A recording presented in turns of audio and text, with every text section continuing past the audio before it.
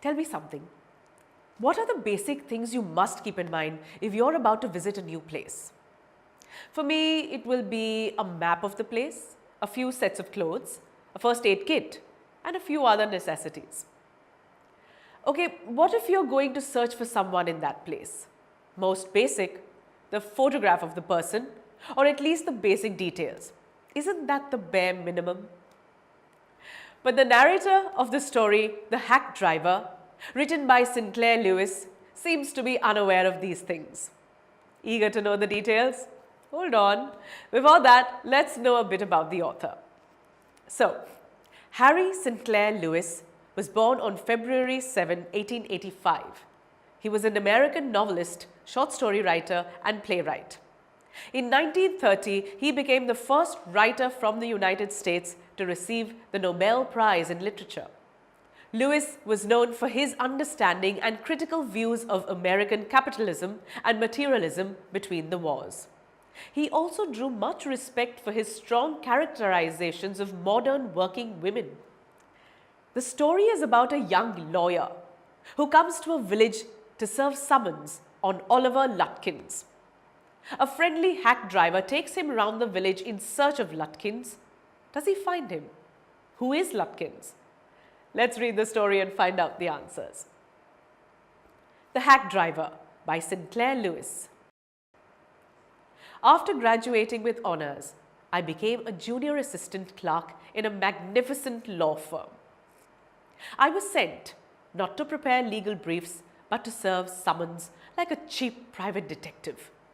I had to go to dirty and shadowy corners of the city to seek out my victims. Some of the larger and more self-confident ones even beat me up.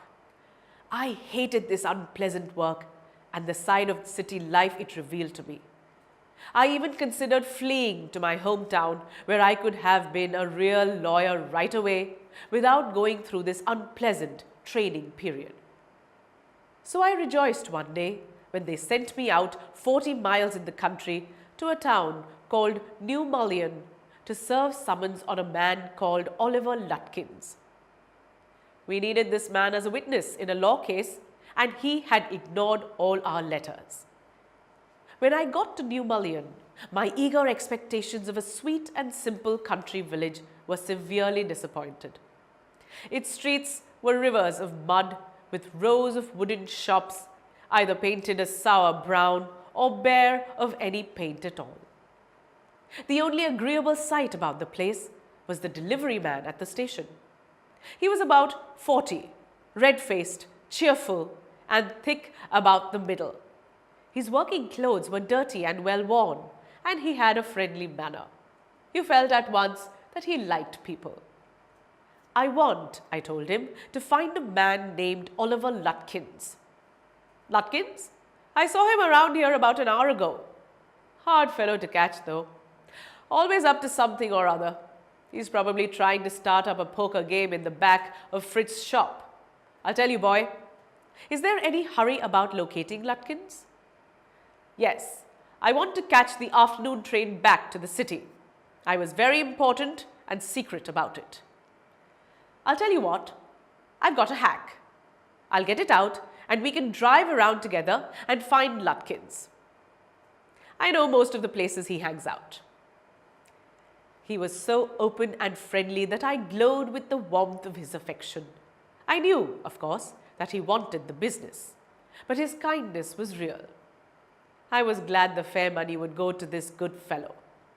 I managed to bargain down to $2 an hour, and then he brought from his house nearby a sort of large black box on wheels. He remarked, "Well, young man, here's the carriage." And his wide smile made me into an old friend. These villagers are so ready to help a stranger. He had already made it his own task to find Oliver Lutkins for me. He said, "I don't want to interfere, young fellow, but my guess is that you want to collect some money from Lutkins. He never pays anybody a cent. He still owes me 50 cents on a poker game I was fool enough to play with him.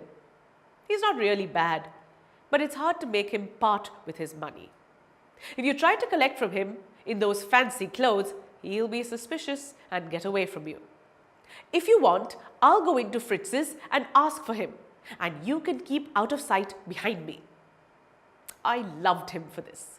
By myself, I might never have found Lutkins. With the hack drivers knowing help, I was sure of getting my man. I took him into my confidence and told him that I wanted to serve the summons on Lutkins, that the man had refused to be a witness when his information would have quickly settled our case. The driver listened earnestly. At the end, he hit me on the shoulder and laughed. Well, we'll give Brother Lutkins a little surprise. Let's start, driver. Most folks around here call me Bill or Magnuson. My business is called William Magnuson Fancy Carting and Hacking. All right, Bill, shall we proceed to Fritz's? Yes, Lutkins is just as likely to be there as anywhere. Plays a lot of poker. He's good at deceiving people. Bill seemed to admire Lutkins' talent for dishonesty. I felt that if he had been a policeman, he would have caught Lutkins respectfully and jailed him with regret. Bill led me into Fritz's. Have you seen Oliver Lutkins around today? Friend of his looking for him, said Bill cheerily. Fritz looked at me, hiding behind Bill. He hesitated and then admitted. Yes, he was in here a little while ago. Guess he's gone over to Gustav's to get a shave. Well, if he comes in, tell him I'm looking for him.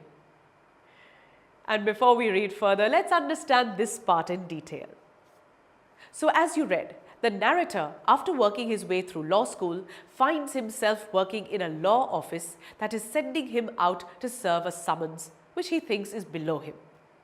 He travels out by train to New Mullion to find this person. Upon arrival, he finds he needs to get around and find this person, so he talks to the first person he encounters.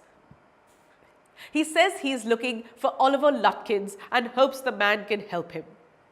The man, Bill Magnuson, says he saw him a brief while ago and that he would be happy to drive him around to find the man.